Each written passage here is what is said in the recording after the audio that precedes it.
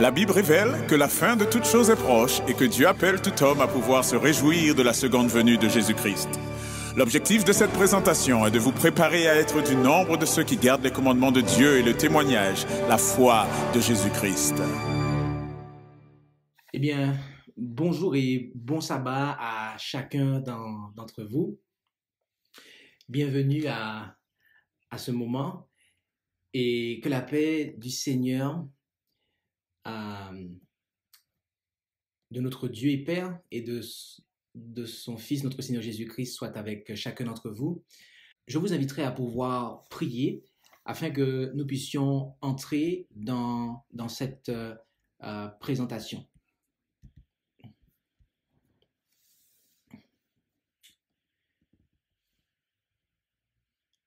Notre Dieu, notre Père céleste, merci pour ton immense amour que tu nous as manifesté dans le don de Jésus-Christ, ton Fils. Et en cet instant où nous nous approchons de toi, avec le sentiment de notre indignité, nous réclamons ta grâce, Seigneur, ton pardon et la bénédiction que tu nous as promise, à savoir celle de ton Esprit Saint. Veuille ouvrir notre intelligence et par-dessus tout nos cœurs, afin que ta parole puisse trouver un accueil favorable. Et Père, tu vois que ce message n'est, comme d'autres, ne sera pas un petit message. Tu vois que ce message, comme d'autres, est un message qui nécessite de prendre une position de manière claire et qui implique un renoncement, qui implique une sanctification et qui fait partie du processus de sanctification pour notre époque. Alors, je te prie de bien vouloir agir dans les cœurs de chacun d'une façon toute particulière, de sorte que l'ennemi de nos âmes n'est pas à maintenir quiconque dans la désobéissance, mais qu'au contraire, que chacun puisse réaliser le devoir, mais aussi le privilège qui nous incombe de pouvoir te glorifier. Soit avec tes serviteurs et tes servantes qui auront à entendre ce message, et le moindre d'entre eux qui aura à le présenter. Et c'est dans le beau nom de Jésus que nous t'en prions et pour ta gloire, Père. Amen.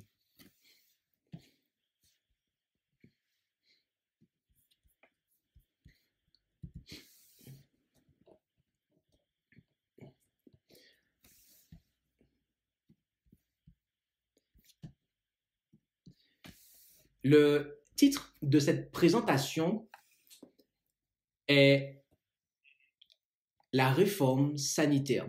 Et il s'agit de la 6e partie de notre série ayant pour titre « Les adventistes du 7e jour ont-ils raison ?» Et nous tenons à préciser que nous sommes des adventistes du 7e jour adhérents aux principes fondamentaux que l'Église publia en 1889. De ce fait, cette série de présentations est destinée à exposer et clarifier la foi des adventistes historiques adhérents aux principes fondamentaux publiés en 1889 et pas celle des adventistes acceptant les principes publiés en 1980. Et pour plus d'informations à ce sujet, nous vous invitons à vous rendre sur le site internet lerest.org et sur la page Croyance. Et nous rappelons également, pour celles et ceux qui ont suivi cette série depuis son départ, et donc nous le disons pour ceux qui prennent cette série maintenant, que la raison d'être de cette présentation est d'examiner les critiques du livre ayant justement pour titre « Les adventistes du 7e jour ont-ils raison ?» Et la fois précédente, nous avons considéré le sujet de la dîme. Et donc, dans l'ouvrage, le sujet qui suit est celui de la prescription alimentaire, qui est aussi décrit par l'auteur comme étant la réforme sanitaire. Et nous allons examiner ce qu'il en est avec la parole de Dieu à cet égard.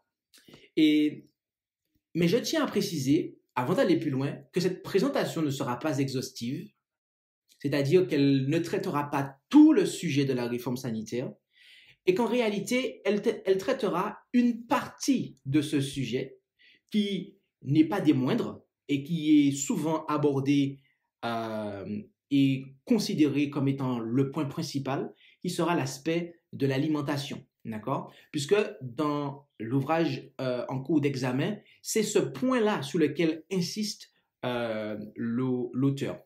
Et donc, nous allons, nous aussi, insister dans cette présentation sur ce point, de manière à voir ce qu'il en est. Et bien évidemment, au travers de la présentation, il sera dégagé des principes qui vont soutenir les autres points de la réforme sanitaire, car, je le précise, l'aspect de l'alimentation n'est pas le seul point de la réforme sanitaire.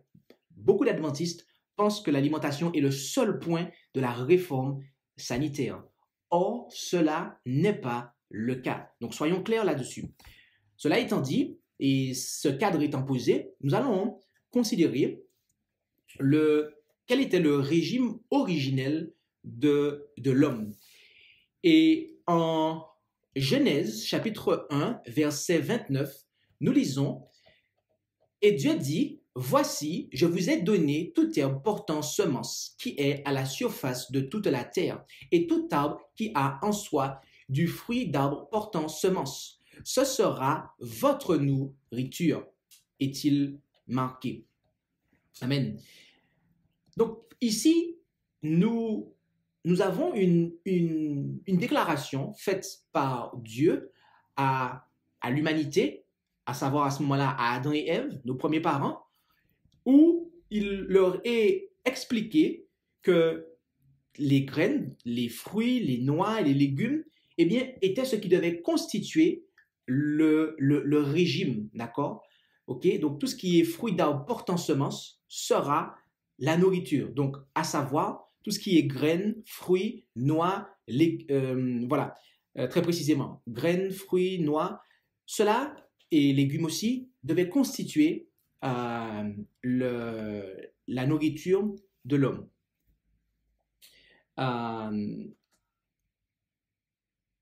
Et Dieu a aussi, au verset suivant, précisé, il a aussi précisé quelle devait être la nourriture des animaux. En effet, en Genèse, chapitre 1, verset 30, verset suivant, « Et à tous les animaux des champs, et à tous les oiseaux des cieux, et à tout ce qui se meut sur la terre, qui a en soi une âme vivante, j'ai donné toute herbe verte pour nourriture. Et cela fut ainsi. » Donc, ici, on voit que l'herbe verte était réservée pour les animaux. C'était ce qui leur était échu. Et une fois que nos premiers parents ont péché, qu'est-ce qui s'est passé? Eh bien, on voit que ce qui était pour le règne animal a été ajouté pour l'humanité. En effet, en Genèse 3, versets 17 et 18, Genèse chapitre 3, versets 17 et 18, nous lisons « Et il dit à Adam, puisque tu as obéi à la voix de ta femme et que tu as mangé de l'arbre au sujet duquel je t'avais donné cet ordre, tu n'en mangeras point. Le sol sera maudit à cause de toi. Tu en mangeras les fruits avec peine tous les jours de ta vie, et il te produira des épines et des chardons, et tu mangeras l'herbe des champs. » Comme nous le disions,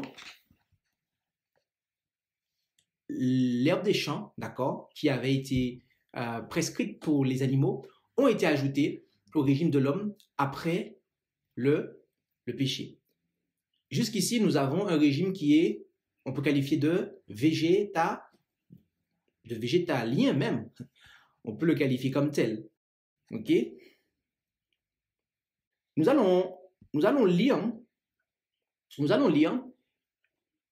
ce qui a eu lieu avec Noé, d'accord? Puisque il y a eu un changement en fait. il y a eu un changement avec Noé en ce qui concerne le régime de l'homme. Et on peut lire cela en Genèse, chapitre 9, versets 1 à 3, où il est dit, et Dieu bénit Noé et ses fils et leur dit, croissez et multipliez et remplissez la terre, et vous serez craints et redoutés de tous les animaux de la terre et de tous les oiseaux des cieux, avec tout ce qui se meut sur le sol et tous les poissons de la mer. Ils sont remis entre vos mains. Tout ce qui se meut et qui a vie vous servira de nourriture. Je vous donne tout cela comme l'herbe verte. Notez ici que, après le déluge, Dieu vient une fois de plus modifier le régime alimentaire de l'homme, de l'humanité, et il précise que cela leur est donné comme l'herbe verte. Rappelez-vous, l'herbe verte a été rajoutée à cause du péché. Et Dieu leur dit, je vous donne cela comme l'herbe verte. Donc, Dieu, déjà ici, laisse entendre que cette modification-là n'est pas quelque chose, en disant cela, c'est pas quelque chose qui correspond à son plan originel, en fait.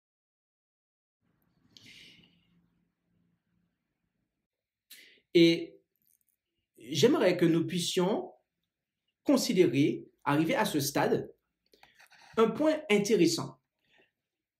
Avez-vous noté que parfois la Bible nous donne beaucoup d'informations? Beaucoup d'informations. Elle nous donne des fois toute une généalogie avec l'âge des gens, toute une chronologie. Et bien souvent, quand on arrive dans ces chapitres-là de la Bible, on les lit pas. On les lit pas, on passe à autre chose parce que c'est pas intéressant. On a un tel est né, un tel est mort à tel âge, un tel est né, un tel est mort à tel âge. Ou un tel était le fils d'un tel. Et il y a ça pendant quasiment tout un ou deux chapitres. Et en fait, je vous lis, hein, c'est pour la plupart des personnes qui lisent la Bible, c'est pas intéressant.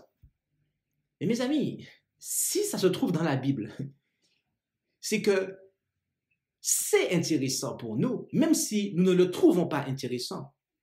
Mais si Dieu a jugé bon de le mettre dans la Bible, c'est qu'il y a un intérêt à ça.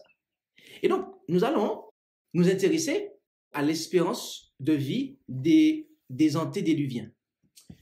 En Genèse 5, et vous le voyez s'afficher à l'écran, pour ceux qui suivent depuis l'Internet, nous avons retranscrit pour vous tous les chiffres et nous n'avons pas considéré dans cela Noé et ses fils. Pourquoi? Parce que Noé et ses fils, en fait, ils ont connu un régime végétalien, ok? Ils ont connu un régime qui était végétal, je vais préciser ça comme ça, et aussi un régime carné. Donc, ce serait fausser les calculs si nous considérons Noé et ses fils. Donc, on ne les considérera ni dans le calcul présent, ni dans le calcul suivant. Et donc, il faut faire la moyenne. Donc, la moyenne, c'est quoi? C'est que vous additionnez tous les chiffres et vous les divisez par le nombre de chiffres que vous avez additionnés. Et on a en fait comme espérance de vie au niveau des antédiluviens, on a en fait 908 ans. D'accord? C'est près d'un siècle en fait. Les hommes, à l'époque, les hommes qui ne mangeaient pas de viande, ok, qui n'ont jamais connu un régime carné, eh bien, ils vivaient près d'un siècle. Leur espérance de vie était de 908 ans. Maintenant, qu'en est-il par rapport aux hommes qui ont connu le régime carné, c'est-à-dire ceux qui sont venus après Noé et ses fils, qui, je le rappelle, que nous n'allons pas considérer puisque eux, ils ont connu les deux régimes.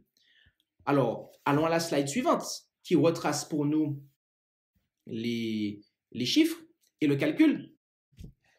Vous prenez tous les chiffres qui sont présents en Genèse 11 et vous les additionnez Et cette somme-là, vous la divisez par le nombre de chiffres que vous avez, à savoir 8. Et vous avez 295 ans. La moyenne. La moyenne.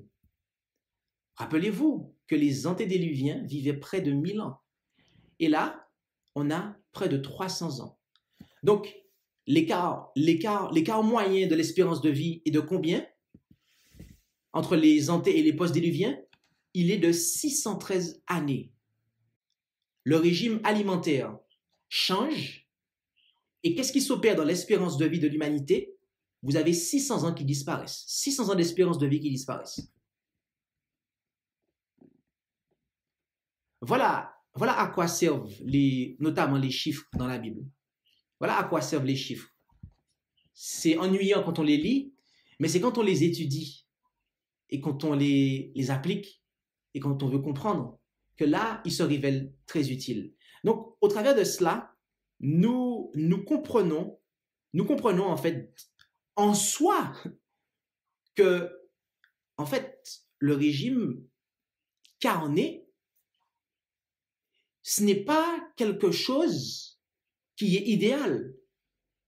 Ce n'est pas quelque chose, en fait, et je vais le dire, ce n'est pas quelque chose qui est bon, en fait, qui convient pour l'homme. Oui, mais pasteur, c'est Dieu qui l'a donné.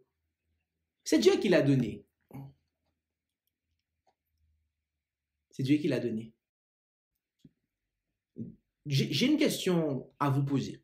J'aimerais que vous vous posiez cette question. Est-ce que Dieu est bon? Oui, il est bon. C'est pour ça qu'on l'appelle le bon Dieu.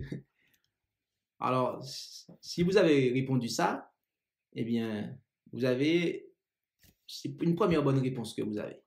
Maintenant, je vais vous poser une deuxième question. Est-ce que le bon Dieu nous donne toujours ce qui est bon? Là, c'est plus mitigé peut-être. Ou peut-être pas. Peut-être que la plupart d'entre nous ont en tête que oui, Dieu nous donne toujours ce qui est bon, puisque c'est le bon Dieu. Il ne peut pas nous donner de choses mauvaises. Gardons cette question-là. Gardons cette question-là. On va, dans quelques instants, voir ce qu'il en est. Mais notez une chose, c'est que Dieu a opéré un changement dans l'alimentation de l'humanité à cause de l'entrée du péché. Donc ça, si on ne l'oublie pas, eh bien, ça va nous aider à comprendre un certain nombre de choses. Maintenant, revenons à nos chiffres. Nous avons vu que près de 600 ans d'espérance de vie ont disparu au sein de l'humanité. Donc, cela nous révèle que la consommation de chair animale, et je précise, la consommation de chair animale, à savoir viande, mais aussi poisson, bref, tout ce qui est la chair des animaux, quel que soit l'animal que vous prenez, c'est quelque chose qui, de par les chiffres, est présenté comme étant peu favorable au bon fonctionnement de l'organisme. Et voyez-vous, Dieu a voulu restaurer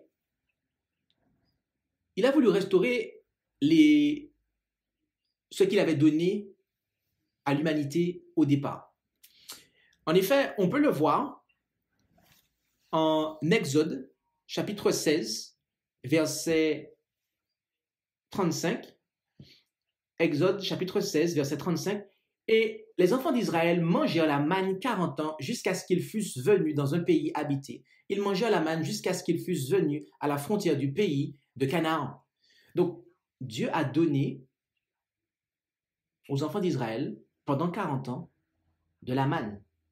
Ils étaient en Égypte, mais dans le désert, Dieu les a nourris avec de la manne, qui n'est pas de la chair animale, précisons.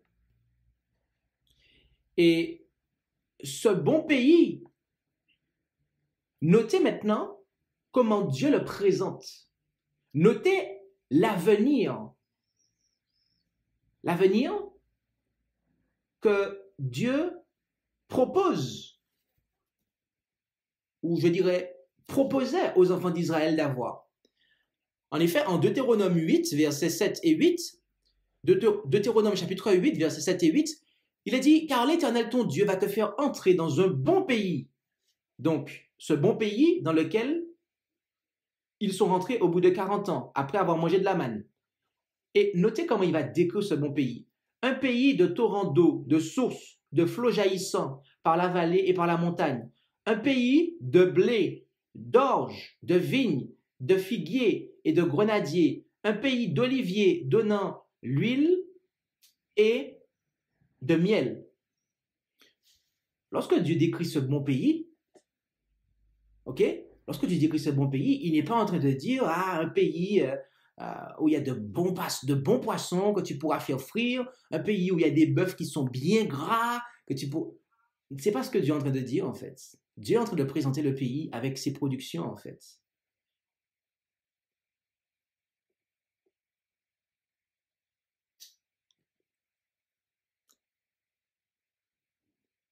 Voilà quel était le désir de Dieu. Le désir de Dieu était de préparer en fait les enfants d'Israël pendant leur pèlerinage dans le désert à pouvoir entrer dans ce pays et à être satisfaits avec ce que le pays apportait. Et malheureusement, les enfants d'Israël ont eu des désirs différents à celui de Dieu. En effet, en Exode 16, versets 2 et 3, Exode chapitre 16, versets 2 et 3, nous lisons, « Et toute l'assemblée des enfants d'Israël murmura dans ce désert contre Moïse et contre Aaron. Et les enfants d'Israël leur dirent, « Ah, que ne sommes-nous morts par la main de l'Éternel au pays d'Égypte, quand nous étions assis près de quoi? Près des potées de viande, quand nous mangions du pain à satiété. Car vous nous avez amenés dans ce désert pour faire mourir de faim toute cette assemblée. » Ici, on voit que, alors qu'ils sont dans le désert, et que Dieu les nourrit en fait avec de la manne, eh bien que cette alimentation ne les convient pas en fait. Et ils se mettent à murmurer, est-il dit. Toute l'assemblée, et ce contre leurs responsables. Et ils se mettent à se lamenter et à avoir de la nostalgie pour les potées de viande, pour la nourriture égyptienne. Et voyez-vous, cela n'est pas arrivé qu'une seule fois. Cela n'est pas arrivé qu'une seule fois. Cela est arrivé 2 fois. En effet, la deuxième fois nous est relatée en Nombre 11, versets 4 et 18. Et là, il y a beaucoup plus de précision en Nombre 11, versets 4 et 18. Et le ramassis d'étrangers qui étaient parmi eux se livra à la convoitise. Donc ici, on apprend que c'est les étrangers, en fait, qui étaient partis, qui avaient quitté les Égyptiens, qui n'étaient pas israélites, mais qui s'étaient joints à Israël. C'est eux qui avaient fait démarrer ça, en fait. Et la suite nous dit, et même les enfants d'Israël se mirent de nouveau à pleurer. D'accord? Permettez-moi de faire un petit commentaire ici. Vous savez, des fois, dans une église, dans un groupe de croyants, des fois, les choses se passent bien, en fait. Mais parce qu'il y a 1 ou 2 personnes qui ne sont pas converties, en fait, et qui ont envie que les choses changent, eh bien, ils vont se mettre à murmurer. Ils vont se mettre à prononcer des paroles pour contaminer tous les autres, pour que les autres pensent comme eux, en fait.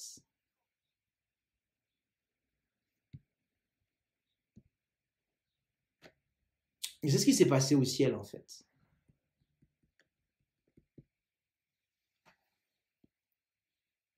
Faisons attention aux esprits. Faisons attention aux paroles que nous entendons pour savoir si elles viennent de Dieu ou pas, en fait. Parce que parfois, vous savez, les gens se plaignent, en fait. Les gens se plaignent. Ils se font passer pour des victimes, en fait. Alors qu'en fait, ils ne sont tout simplement pas convertis. Mais après, on va accuser les dirigeants, en fait, comme ils le font ici. Alors qu'ils ne sont pas convertis. Fin de la parenthèse. Poursuivons. Et même les enfants d'Israël se mirent de nouveau à pleurer et dirent, « Qui nous fera manger de la chair? Et tu diras au peuple, sanctifiez-vous pour demain et vous mangerez de la chair, parce que vous avez pleuré aux oreilles de l'Éternel en disant, qui nous fera manger de la chair? Car nous étions bien en Égypte. L'Éternel vous donnera de la chair et vous en mangerez. » Une deuxième fois, nous voyons que les enfants d'Israël, sous l'impulsion des inconvertis qui étaient au milieu d'eux, eh bien, ont réclamé leur potée de viande, en fait. On réclamait leur chair. Et qu'est-ce que l'Éternel a dit? Eh bien, mettez à votre cou vos serviettes et demain, je vais vous servir du KFC. Oui, vous aurez votre petit McDonald's là demain. Et Dieu leur a donné leur viande, en fait. Dieu leur a donné leur chair. Est-ce que c'était son plan? Est-ce que c'était le plan de Dieu? Non, ce n'était pas le plan de Dieu. Mais Dieu l'a donné. Dieu l'a donné. Et les Écritures en parlent ailleurs, notamment dans des passages tels que Psaume 106, versets 14 et 15. Psaume 106, versets 14 et 15. Ils s'éprirent de convoitise dans le désert et tentèrent Dieu dans la solitude. Alors il leur accorda leur demande, mais il envoya sur eux la consomption. Permettez-moi de vous traduire ces deux versets-là. Autrement dit, les enfants d'Israël, en fait, se sont mis à convoiter ce qu'ils avaient avant. Or là, il y a un problème. Puisque là, cette convoitise, là, c'est très clairement un péché. Puisque Dieu donne quelque chose, mais eux, ils veulent autre chose que ce que Dieu donne. Et qu'est-ce que Dieu a fait? Dieu, le bon Dieu, qu'on pense qu'il ne donne que des bonnes choses, eh bien, leur a accordé leur demande. Oui, mais voyez-vous, attention, le bon Dieu, lorsqu'il nous accorde des choses qui sont contraires à sa volonté, ne pensez pas que cela devienne une bénédiction pour nous. Parce que le texte précise qu'il envoya sur eux la consomption. Autrement dit, ils sont tombés malades en fait. Ils étaient languissants, ils sont tombés malades. Dieu n'a pas empêché à la maladie de venir sur eux. Et ce parce que ils ont demandé des choses contraires au plan de Dieu. Lisons un autre passage dans les psaumes, qui est psaume 78, versets 17 et 18, où il est dit « Mais ils continuèrent à pécher contre lui, se rebellant contre le Très-Haut dans le désert. Ils tentèrent Dieu dans leur cœur, demandant des mets selon leur désir. » Ici, le psalmiste est beaucoup plus précis. Il dit bien qu'ils ont tenté Dieu. Il dit bien qu'ils ont péché contre lui. Ils l'ont tenté. Donc c'était bel et bien un péché en fait que de convoiter une nourriture que Dieu n'a pas en vue de nous donner. Et notez que le psalmiste précise aussi qu'ils ont demandé des mets selon, non pas les désirs de Dieu, mais selon leurs désirs à eux, les hommes, selon leurs désirs d'hommes.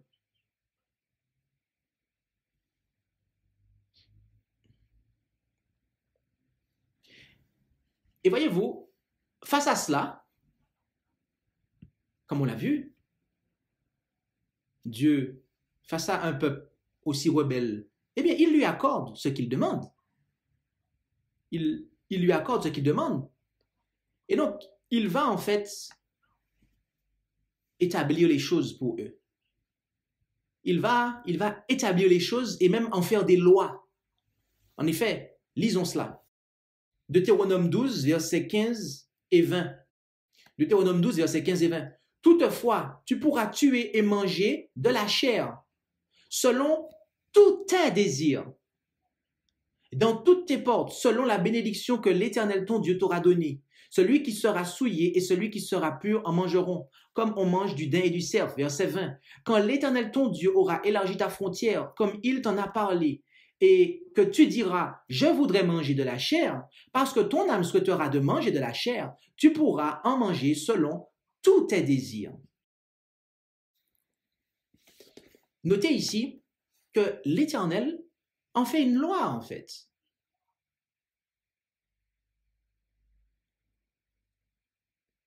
Et dans cette loi qu'il prescrit, il précise bien à au moins 3 reprises selon tes désirs. Tu voudras manger, tu souhaiteras tes désirs. Il précise bien pour pas qu'il y ait de problème, pour pas qu'on pense que c'est lui qui a changé en fait de mentalité. Non. Il n'a pas changé de mentalité. Mais il fait comprendre qu'il établit une loi. Ici, il en fait une loi de manière à ce qu'ils puissent assouvir leurs désirs. Vous allez me dire, arrivé à ce stade-là, oui, mais s'il en a fait une loi, ben c'est que c'est devenu bon. Oui, c'est devenu bon. D'ailleurs, on a le Lévitique 11 qui fait la distinction entre les animaux purs et impurs. Donc, du coup, maintenant, on sait que, voilà, on a ce qui est pur, ben, on peut manger sans problème de la chair qui est pure, comme les enfants d'Israël. Est-ce que Dieu est bon? Oui, Dieu est bon. Est-ce que Dieu ne donne que des bonnes choses? Je vous invite à lire avec moi Ézéchiel 20, verset 25. Ézéchiel 20, verset 25. Aussi, et c'est Dieu qui parle, je précise, c'est Dieu qui parle, hein. Et lisez bien, ouvrez bien vos oreilles à ce que Dieu déclara, et déclare encore. Aussi leur ai-je donné des statuts qui n'étaient pas bons, et des lois par lesquelles ils ne devaient pas vivre. Waouh! Vous vous rendez compte? Dieu, le bon Dieu, déclare qu'il a établi des lois, et soyons clairs, hein, on ne parle pas ici des 10 commandements, soyons clairs, non, c'est pas de ça dont on parle. Mais là, on parle en matière de prescription alimentaire, en fait, notamment. Il est en train de dire ici que à ce niveau-là, il a fait des lois, il a fait des statuts qui n'étaient pas bons. Il a fait des lois par lesquelles les enfants d'Israël ne devaient pas vivre. Mais alors, pourquoi les a-t-il établis? À cause de l'endurcissement du cœur, en fait. À cause de l'endurcissement du cœur. Tout comme, en fait, par rapport au divorce. D'accord? Il n'y a qu'une seule chose qui peut séparer, qui peut rompre le lien du mariage. C'est la mort, en fait.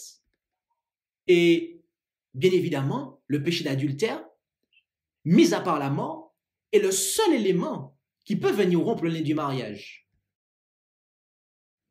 Mais les enfants d'Israël, après eux, ils voulaient répudier leurs femmes pour n'importe quelle raison, en fait. Ou leur mari, etc., pour n'importe quelle raison. Alors qu'il n'y a qu'une seule chose naturelle qui peut venir au plein du mariage, c'est la mort. Et qu'un seul péché, mis à part la mort, c'est l'adultère, en fait. Mais à cause de leur cœur endurci, Dieu leur a donné l'autorisation de pouvoir, en fait, voilà, répudier leurs femmes quand ils en ont envie, en fait. Mais c'est à cause de leur cœur endurci. Tout comme l'aspect sanitaire, tout comme l'aspect alimentaire. Dieu ne voulait pas de cela, en fait.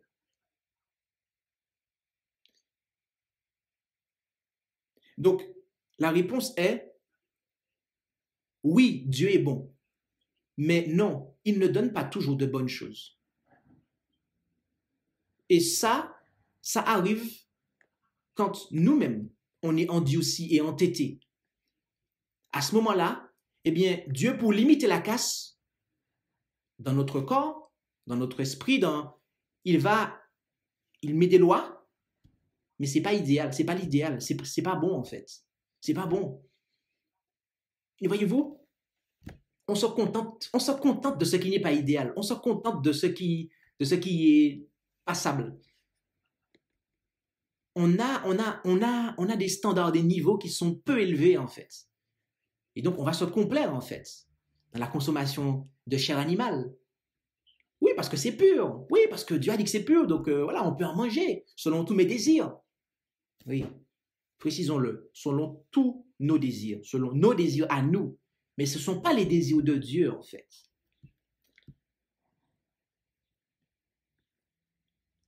Qu'est-ce que nous sommes en train de dire ici en fait? La chose suivante, c'est que lorsque l'on mange de la viande, lorsque l'on a envie, et je vais préciser mon propos, pour pas qu'il soit pris pour dire du n'importe quoi derrière, lorsque l'on a envie de manger de la viande, que c'est un souhait de notre part, voilà. Soyons clairs, mes amis. Soyons clairs. C'est pas l'Esprit de Dieu qui met ça en nous, en fait. C'est pas Dieu, ça vient pas de Dieu, en fait. Ça vient pas de Dieu, en fait. Le plan de Dieu est très clair depuis l'origine. Et la réforme qu'il a opérée en Israël, notamment dans le désert, était très claire, en fait. Oui, mais alors pourquoi il a donné, en fait, à Noé de pouvoir manger des animaux, etc. Alors, une partie de la réponse à cela, c'est qu'il n'y avait pas beaucoup de végétation au sortir du déluge, en fait.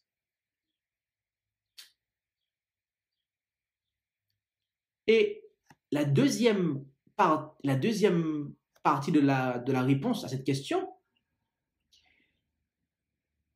c'est que la consommation de viande allait rentrer dans le fonctionnement du sanctuaire. Car voyez-vous, le péché, en fait, et des sacrifices, et en fait, le péché pouvait être transféré dans le sanctuaire par deux moyens, soit par le sang, soit par le sacrificateur lorsqu'il mangeait, en fait, la chair. Ok? On parle de transfert ici. Gardez ça à l'esprit, s'il vous plaît. Car dans quelques instants, on va en faire référence. On va en faire référence. Mais pour l'heure, considérons des hommes qui avaient compris le plan de Dieu pour Israël. Premièrement, Daniel et ses compagnons. En Daniel 1, versets 8 et 12, « Or Daniel résolut dans son cœur de ne pas se souiller par les mets du roi, ni par le vin qu'il buvait. Et il pria le chef des eunuques de ne pas l'obliger à se souiller. » Et verset 12, « Éprouve, je te prie, tes serviteurs pendant 10 jours, et qu'on nous donne des légumes à manger et de l'eau à boire. » Voilà ce que nous pouvons lire en Daniel 1, versets 8 et 12. Daniel et ses compagnons, en fait, étaient des hommes qui mangeaient des légumes et qui buvaient de l'eau, en fait. Et ils ont refusé de se souiller, en fait, avec les mets de Babylone, avec la nourriture babylonienne. Vous savez, à ce stade, des gens diront, non, non, non, non, mais n'est-ce pas possible? Non, mais non, mais c'était circonstancié. Daniel avait pour habitude de manger, en fait, de la viande avec ses compagnons. Mais là, c'était parce que c'était les viandes du roi, etc., etc. Ça n'existait pas des Juifs qui ne mangeaient pas de viande. Alors, voyez-vous, la seule obligation, en fait, qu'il y avait, était pour la Pâque.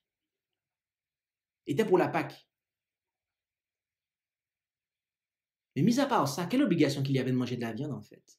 Est-ce que lorsque vous mangez de la viande une fois par an, parce que c'est une obligation cérémonielle, vous êtes un carnivore? Répondons sincèrement, en fait. Est-ce qu'on peut dire que vous êtes un mangeur de viande, en fait, lorsque vous mangez de la viande une fois par an? Vous savez, quand j'étais un jeune adventiste, et que j'ai entendu un pasteur, mais il n'était pas le seul, qui disait, en fait, que non, en fait, Daniel et ses compagnons, ils mangeaient de la viande et compagnie, etc. Et que, grosso modo, pour balayer, en fait, la réforme sanitaire, en fait.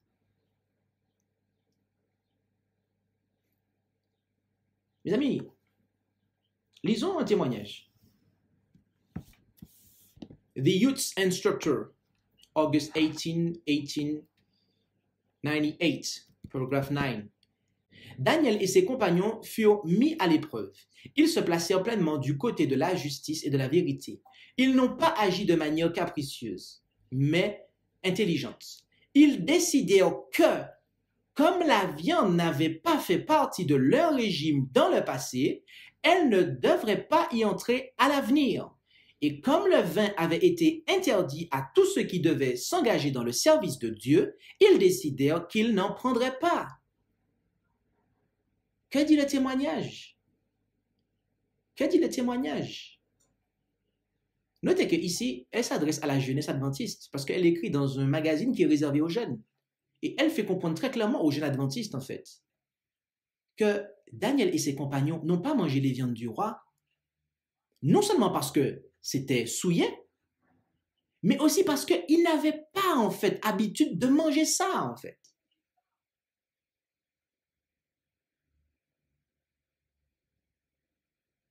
Donc, c'est ce que nous disions.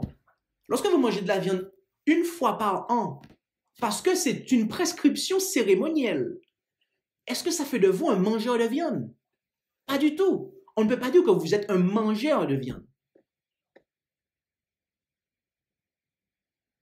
Cela n'entre pas dans vos habitudes alimentaires hebdomadaires, mensuelles. Non, ce n'est pas votre habitude, en fait.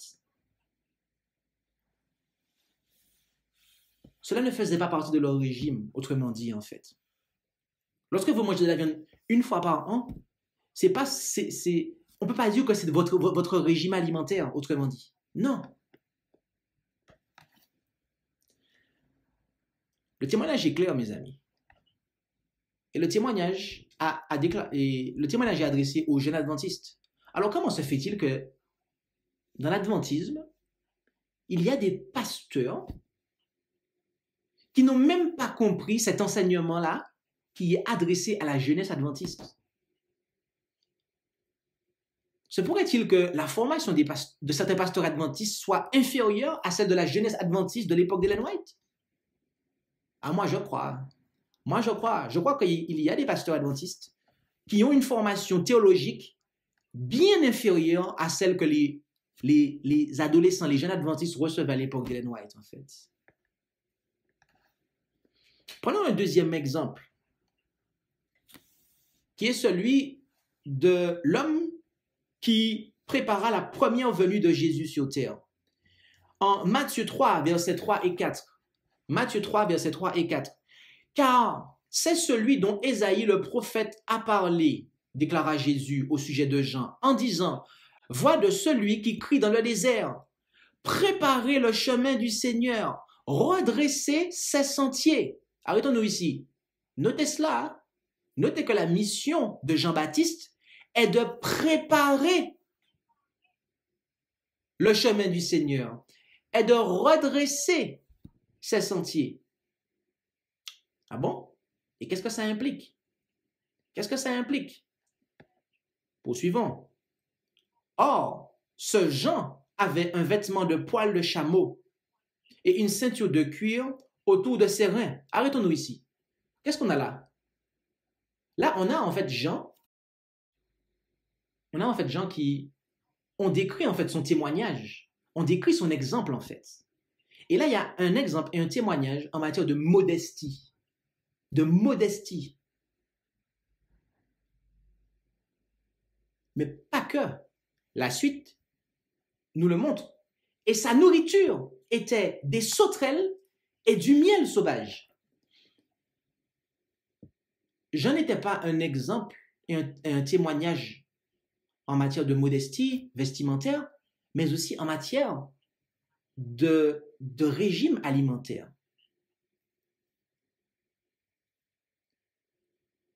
Oui, mais il est fait question d'insectes ici. Des insectes sont des animaux ou des bêtes, bref, ça fait partie du régime animal. Donc, Jean n'était pas vraiment... Jean, on ne peut pas dire que Jean était végétarien, me direz-vous, par rapport à ce qui est marqué là. Vous savez, le mot sauterelle au Moyen-Orient, le mot sauterelle est utilisé pour décrire les gousses de caroube, d'accord? Et c'est pour cela qu'on appelle en fait le caroubier, eh bien, le pain de Jean-Baptiste, d'accord? Au Moyen-Orient, le caroubier et ces fruits, donc ces gousses, qu'on appelle sauterelles, eh bien, sont considérés et qualifiés de pain de Jean-Baptiste. Donc, lorsque l'Écriture nous dit que Jean mangeait des sauterelles, c'est ce langage-là qui est employé. C'est ce pain-là, c'est ce produit-là qui est présenté en fait.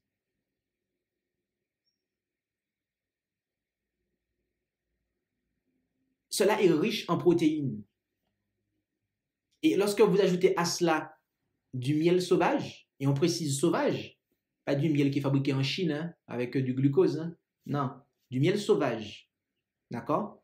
Ça veut dire avec les fleurs, donc il y a toutes les vitamines. En fait, vous avez un régime alimentaire qui est équilibré. Vous avez un régime alimentaire qui est équilibré. Jean-Baptiste, mes amis, était végétarien. Il n'était pas un mangeur de viande.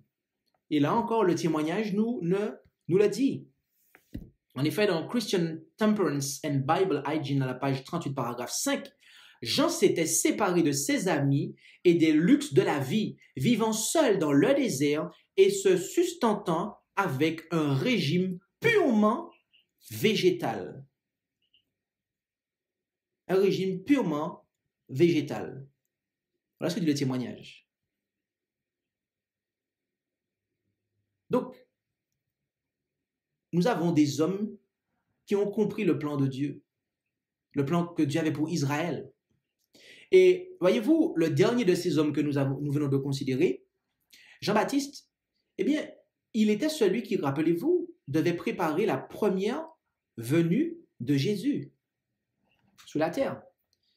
Or, il doit venir quelqu'un pour la seconde venue. En effet, en Apocalypse 10, verset 11, on nous dit, alors il me dit, il faut que tu prophétises encore. Donc il y a un prophète. Il y a un prophète qui doit venir sur un grand nombre de peuples et de nations et de langues et de rois. Qui est ce prophète-là dont il est fait question ici? Qui est ce prophète? Eh bien, On nous en parle au chapitre 14 et du verset 6 à 12. On nous donne la première partie de son message. Et je vis un autre ange qui volait au milieu du ciel, portant l'évangile éternel pour l'annoncer à ceux qui habitent sur la terre, à toute nation, tribu, langue et peuple. Et la deuxième et troisième partie de son message sont consignées au verset 8 pour la deuxième et 9 à 12 pour la troisième partie du message. Et après quoi, on a le retour de Jésus en gloire sur les nuées des cieux. Donc ça montre bien en fait que celles et ceux qui prêchent le message des trois anges représentent l'Élie qui doit venir, parce que Jean est venu dans l'esprit et la puissance d'Élie, mais Élie doit revenir. Et cet Élie qui doit revenir, il est question d'un peuple. Il est question d'un peuple qui prêche dans l'esprit et la puissance d'Élie. Et Dieu a suscité le peuple adventiste pour préparer la seconde venue de Jésus. Et Dieu demande à ce peuple exactement ce qu'il a demandé à Jean. Jean qui a préparé la première venue de Jésus, eh bien, le peuple adventiste doit préparer la seconde venue de Jésus de la même manière, en disant d'une voix forte, craignez Dieu et lui donnez gloire. Et lui donner gloire. Gardez ça à l'esprit. Premièrement, car l'heure de son jugement est venue.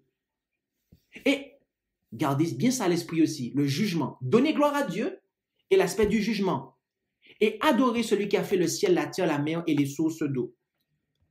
Comment donne-t-on gloire à Dieu? Comment Jean-Baptiste donnait-il gloire à Dieu? On l'a vu tout à l'heure. Lisons 1 Corinthiens 10, verset 31. Soit donc que vous mangiez, soit que vous buviez ou que vous fassiez quelque autre chose, faites tout pour la gloire de Dieu. Faites tout pour la gloire de Dieu. Donc, ça implique ce que nous mangeons et buvons.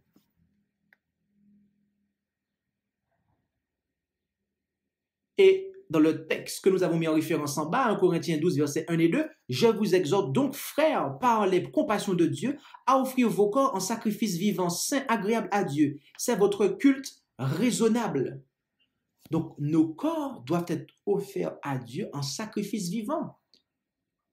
Là, on fait référence, c'est un langage qui fait référence au sanctuaire. Les offrandes devaient être présentées sans défaut. Il ne devait pas y avoir de défaut, en fait. Est-ce que vous pensez que Dieu prend plaisir lorsqu'on lui offre un corps chargé de maladie? Oh Seigneur, je suis à ton service. Je suis ton serviteur. Je suis ta servante. Mais à cause de ce que nous mettons dans notre assiette, nous sommes malades en fait. Et on pense qu'on est au service de Dieu. Mais Dieu n'a pas plaisir à ça, mes amis. Soyons clairs. Et je ne suis pas en train d'attaquer personne ici, parce que je ne suis pas en train de dire que je suis... Soyons clairs. Nous sommes tous concernés par ce message. Ne pensons pas que notre service sera agréé par Dieu alors que nous avons des pratiques qui viennent en fait corrompre le sacrifice de notre âme tout entière en fait. Non. Non. Et il y a un point que nous avons mentionné tout à l'heure, qui est celui du jugement. Le jugement, en fait, en Israël, avait lieu à quel moment? Lorsque venait le Yom Kippour, le jour des expiations. Et notez ce qu'il est dit concernant ce jour. Notez ce qu'il est dit concernant ce jour. Lévitique 16, versets 30 et 31. Car en ce jour, on fera l'expiation pour vous afin de vous purifier. Vous serez purifiés de tous vos péchés devant l'Éternel. Ce sera pour vous un sabbat, un jour de repos, et vous humilierez vos âmes. C'est une ordonnance perpétuelle. Notez que ce jour était un jour où ils devaient humilier leurs âmes. Vous savez, vous et moi aujourd'hui, nous vivons dans ce jour antitypique. Depuis le 22 octobre 1844, nous vivons en fait dans ce jour antitypique. Et lorsque nous considérons Exode 16, versets 33 et 34, nous voyons en fait que la manne en fait se trouvait dans l'arche de l'Alliance, laquelle était dans le lieu très saint du sanctuaire céleste. Et nous avons vu dans une étude précédente que, à l'heure actuelle, Jésus-Christ est et se trouve devant l'arche en fait, dans laquelle se trouve la manne. Et on a vu au début de la présentation ce que cela implique, la manne, toute l'histoire qu'il y a derrière, le désir de Dieu versus le désir de l'homme, etc.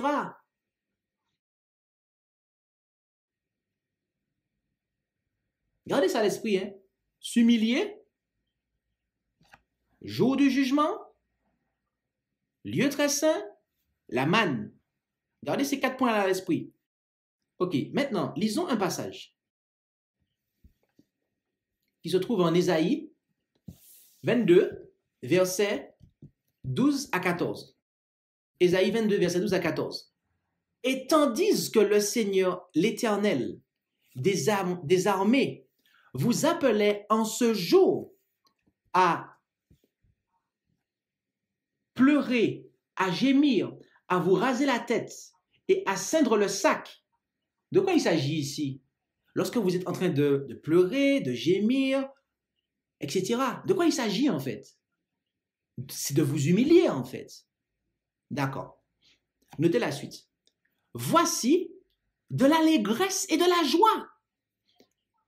Et qu'est-ce qu'ils font justement? Qu'est-ce que Dieu va pointer du doigt? On tue des bœufs, on égorge des moutons, on mange de la chair et on boit du vin. Et ils disent, le texte poursuit, mangeons et buvons, car demain nous mourrons. Vous savez, j'ai eu l'occasion de côtoyer des adventistes, mangeurs de viande, et parmi ces adventistes-là, un jour, quelqu'un m'a dit exactement ça en fait. J'ai entendu exactement cette phrase-là. J'étais en train de prêcher à la personne, de lui parler, de partager avec elle justement ce message. Et que le plan de Dieu, en fait. Et la personne m'a fait comprendre qu'elle allait continuer à manger son gigot et compagnie. Et texto, mangeons et buvons, demain nous mourrons, en fait.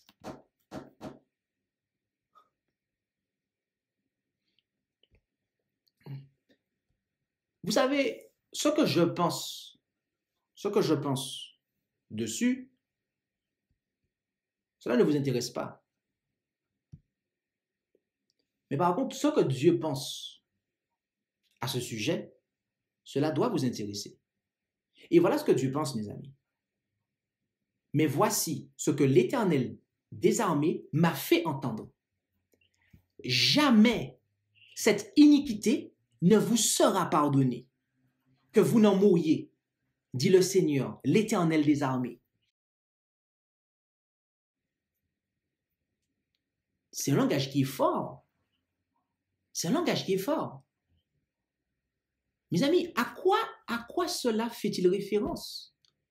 Quel péché qui n'est pas pardonné, en fait, dans la Bible? C'est le péché contre le Saint-Esprit. Oui, je pense que vous avez compris le message, en fait. Et le message, il est très clair. C'est que les adventistes qui ont reçu toutes ces lumières en matière spirituelle, en matière sanitaire, en matière de santé, autrement dit, et qui, malgré ça, en font fi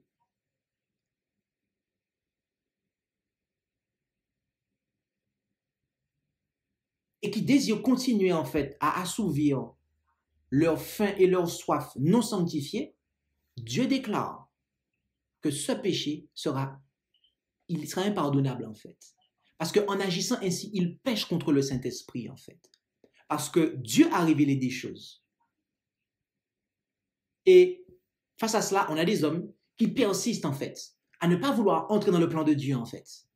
Eh bien, ce qui va se passer pour ces adventistes-là sera exactement ce qui s'est passé dans le désert en fait. Leurs cadavres vont tomber et ils ne vont pas rentrer dans la Canaan céleste.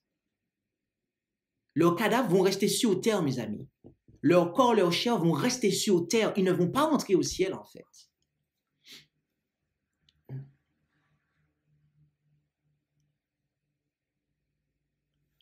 Certaines personnes, et je le sais déjà, quand ils vont entendre à l'ouïe de ce message, ils vont déclarer que je suis fanatique. Ils vont déclarer toutes sortes de choses sur moi, etc., etc. Les amis, rappelez-vous une chose. Je n'ai pas écrit la Bible. Et que ce qui est marqué là, tout ce que nous avons prêché ce matin-là, c'est marqué dans la Bible. Donc, si vous vous rebellez là, en cet instant, c'est contre Dieu que vous vous rebellez en fait. Je préfère vous le dire.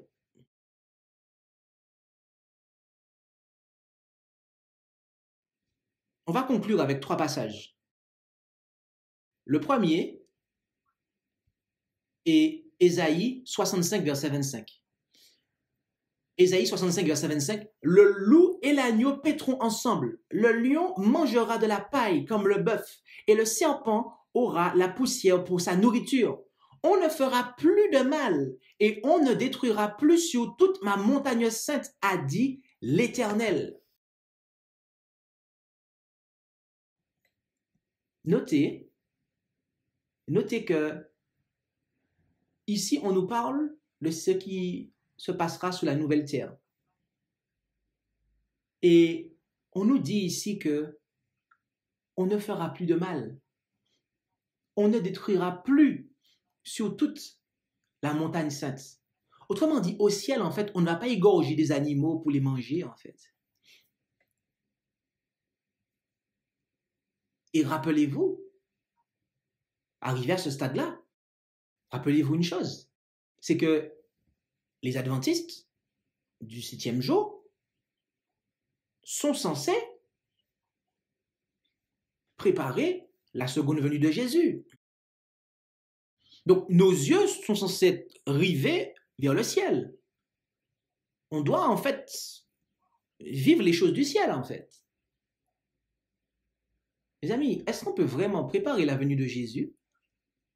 Est-ce qu'on peut vraiment, soi-même et les autres, se préparer pour le ciel et continuer à manger maintenant de la viande alors qu'au ciel, on ne mangera plus de viande?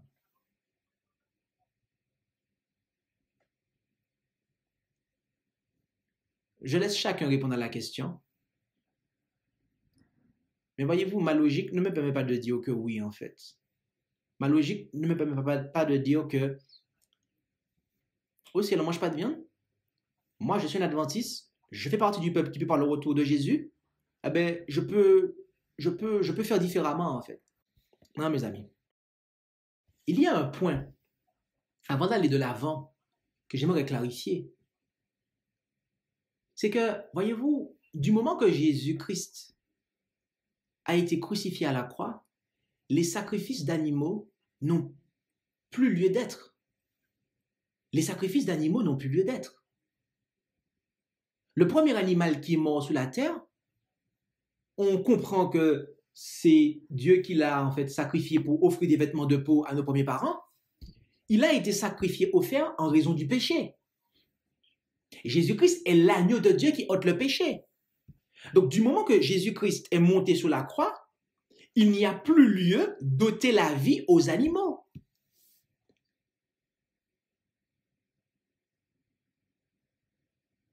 Parce que le système cérémoniel s'est terminé. Alors, pourquoi continuons-nous en fait à ôter la vie des animaux pour les manger? Mais la raison pour laquelle les Israélites tuaient les animaux qui étaient pour typifier la mort du Christ, cette raison-là a disparu. Jésus-Christ est dans le ciel. Il est l'agneau de Dieu qui a été immolé. Pourquoi en fait continuons-nous à tuer des animaux?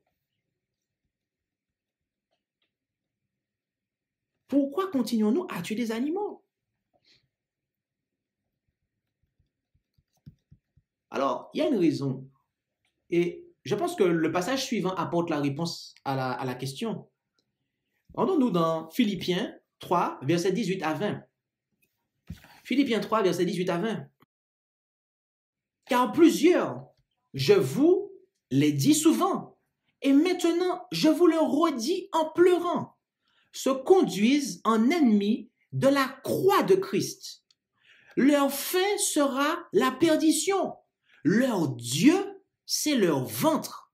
Leur gloire est dans leur infamie et leurs affections sont aux choses de la terre. Pour nous, nous sommes citoyens des cieux, d'où nous attendons aussi le Sauveur, le Seigneur Jésus-Christ. Mes amis, si nous avons encore le désir de manger de la viande, de la chair animale, si nous avons encore ce désir-là en nous, d'accord? Je pense qu'il faut que nous sachions, juste pour le constat, hein, ce n'est pas une condamnation, hein, ce n'est pas irrévocable, hein, ce n'est pas quelque chose qui... C'est une fatalité. Mais pour le constat, sachons-le, c'est notre ventre que nous avons pour Dieu. Le Dieu que nous adorons, c'est notre ventre. Surtout si nous ne savons pas résister à ce désir-là, en fait. Parce que rappelez-vous tout ce qu'on a vu depuis le départ, que c'est une suite logique, ce message. Ça n'entre pas dans le plan de Dieu, en fait. Ce ne sont pas les désirs de Dieu pour nous de nous voir manger de la chair, en fait. Donc le constat, c'est un constat, c'est que le Dieu que nous adorons là, lorsque nous avons ce désir-là qui nous tient, et même qui nous a servi, c'est notre ventre que nous avons pour Dieu, mes amis.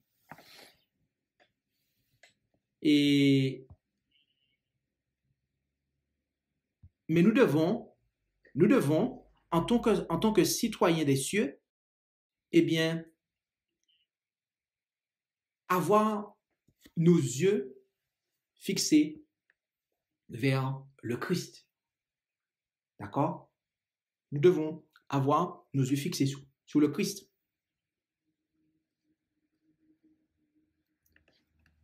Et nous affectionner aux choses d'en haut. Et notre dernier passage sera le suivant. Hébreux 3, versets 14 à 19. Car nous sommes devenus participants de Christ, pourvu que nous conservions ferme jusqu'à la fin notre première assurance. Pendant qu'il est dit, aujourd'hui, si vous entendez sa voix, n'endurcissez point vos cœurs, comme il arriva lors de la contestation, qui furent en effet ceux qui contestèrent après l'avoir entendu, sinon tous ceux qui sortirent d'Égypte sous la conduite de Moïse, et contre qui Dieu fut-il irrité pendant 40 ans? N'est-ce pas contre ceux qui péchèrent, dont les corps tombèrent dans le désert? Et à qui jura-t-il qu'il n'entrerait point dans son repos, si ce n'est à ceux qui s'étaient rebellés? Aussi, voyons-nous qu'ils ne purent y entrer à cause de leur incrédulité. C'est un texte convenable pour la conclusion, ça, n'est-ce pas? Parce que ça vient faire allusion à tout ce qu'on a vu, notamment depuis le départ avec les enfants d'Israël, en fait. C'est de l'incrédulité, en fait. Les enfants d'Israël étaient incrédules à l'égard de Dieu. Ils n'ont pas fait confiance à Dieu. Dieu leur a donné quelque chose qui est la meilleure chose qui était bon pour eux, en fait. Et eux, non, on veut autre chose, en fait. On veut être avec Dieu, hein. Non, attention, on veut être avec Dieu. On veut être le peuple de Dieu. Mais on veut l'être à notre façon. Oui, c'est ça. On veut être le serviteur de Dieu, serviteur et servante de Dieu, mais à notre façon. Mes amis,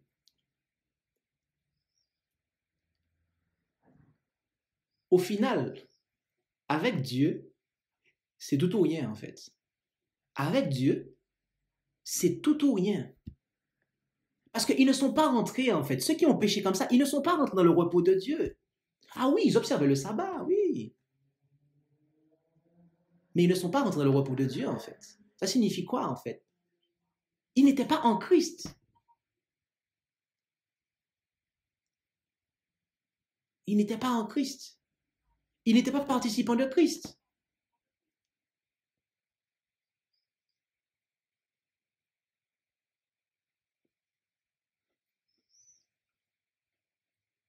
Aujourd'hui, si vous entendez sa voix, n'endurcissez point vos cœurs.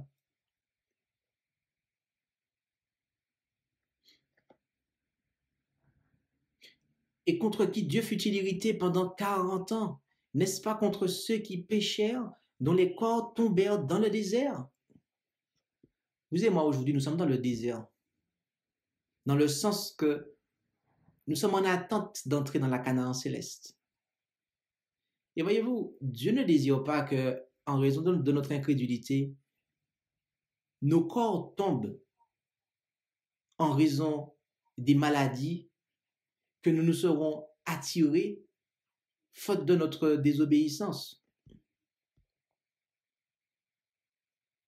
Et voyez-vous, je tiens à faire une grosse déclaration quand même. Parce que sans quoi, je pense que certaines personnes auraient raison de m'accuser de fanatisme. Même lorsque nous avons pendant des années désobéi à Dieu et fait le contraire de ce que Dieu nous a dit, et qu'au final, on réalise qu'on n'a pas bien agi, on réalise qu'on a abusé de notre corps, on réalise qu'on n'a pas fait la volonté de Dieu, on réalise que, eh bien, on est malade et que cela est dû à notre intempérance, etc., etc., et qu'on se repent sincèrement, et quand au fond de son cœur, on déclare à Dieu, au nom de Jésus, de nous pardonner, sincèrement. Vous savez quoi? Dieu va nous pardonner, en fait. Dieu va nous pardonner. Et comme le larron, en fait, on ne pourra peut-être plus rien faire. Notre corps sera peut-être irrémédiablement malade, mais nous serons pardonnés, sincèrement, si nous avons sincèrement confessé nos péchés. Nous serons sauvés comme au travers du feu. Je tiens à le dire, mes amis. Je tiens à le dire, parce que c'est la vérité. Mais si nous continuons à résister, si nous continuons à résister, alors que Dieu nous parle, alors que Dieu nous montre les choses, eh bien, les corps qui vont tomber sur cette terre-là, sous le poids de la résistance à la volonté de Dieu, ils seront ressuscités, voyez-vous. Ils seront ressuscités, mais pas pour être glorifiés, en fait. Ils ne seront pas ressuscités pour être glorifiés. Et ils ne pourront même pas être transmués, en fait, en réalité. Ils ne pourront pas être transmués quand Jésus reviendra, transformés. Non. Parce que ce que Dieu a demandé au premier Israël, c'est ce qu'il attend du second Israël, de l'Israël spirituel. Il voulait que l'Israël, selon la chair, dans le désert, suive son plan de manière à pouvoir entrer dans le pays. De la même façon, il attend à ce que l'Israël spirituel, qui prépare le retour de Jésus, le second retour de Jésus, eh bien fasse comme Jean-Baptiste, qui sont un bon témoignage, un exemple, de manière à pouvoir glorifier soi-même Dieu et à montrer aux gens et pouvoir enseigner aux gens comment glorifier Dieu. Parce que c'est quoi en fait? Je vais dire aux gens, ah, glorifie Dieu, vas-y, glorifie Dieu, fais ci, fais ça. Et puis que moi-même, je ne le fais pas en fait. Non. Il faut que ce soit cohérent en fait. Plaise à Dieu.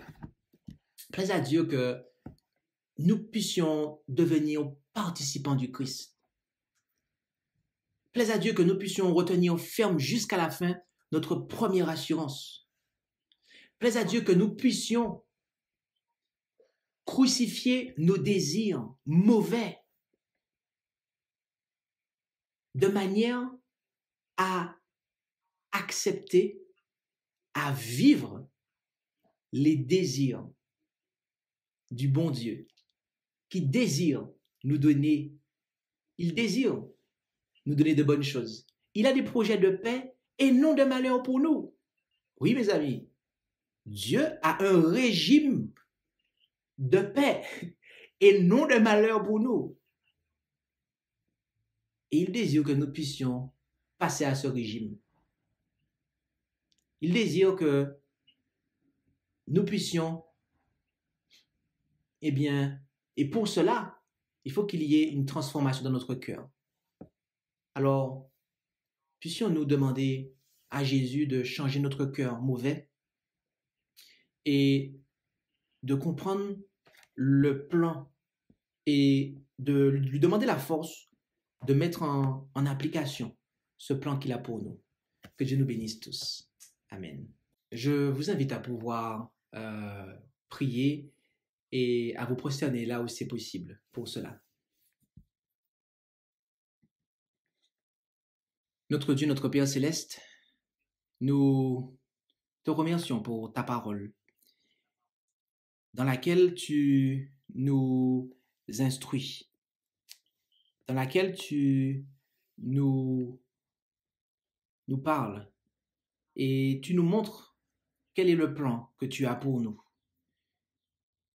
Tu nous demandes de pouvoir nous offrir à ton autel en sacrifice vivant.